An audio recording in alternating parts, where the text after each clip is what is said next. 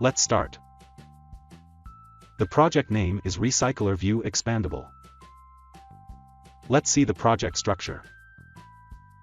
Here we have the main activity, a model class, and an adapter class. And in the UI, we have activity_main.xml, which is the layout of the main activity.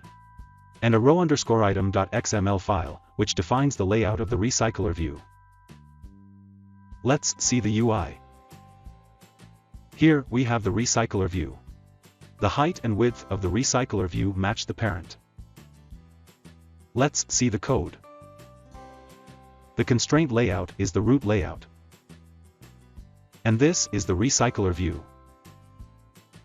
In the row_item.xml file, we have a text view, an arrow image view, and another image view whose visibility is gone as of now.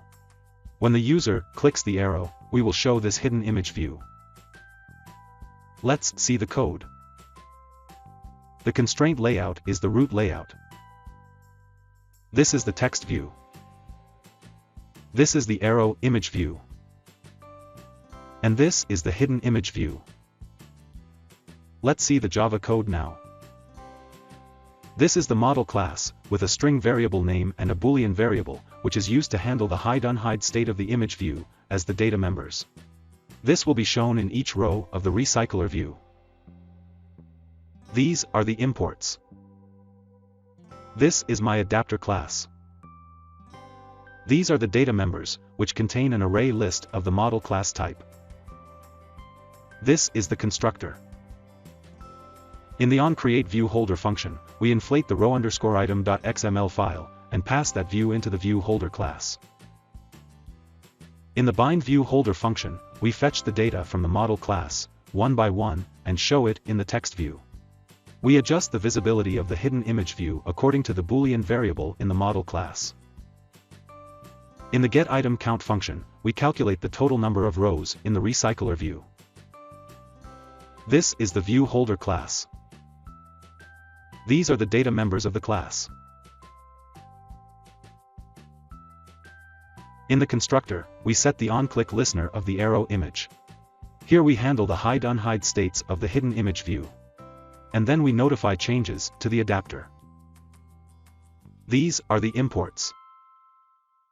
This is the main activity. These are the data members. Here we have an array list of the model class type. And an array of strings, which we will use to fill the Recyclerview data. In the getData function, we fetch the data from the array, and put it inside the array list, as a Recyclerview needs the data in array list format. In the onCreate function, we have created an object of my adapter class, and passed the array list data in it, using the getData function. Then we set the layout of the Recyclerview as linear. There are several types such as linear, horizontal, staggered, etc. Then we set the item animator and item decoration attributes of the Recyclerview. And finally, we set the adapter object into our Recyclerview. Let's run the app. As you can see, when I click the arrow image, the hidden image view gets visible. And when I click the arrow again, the image view gets hidden again. So that's it. That's how you can implement an expandable Recyclerview in Java Android. Thanks for watching.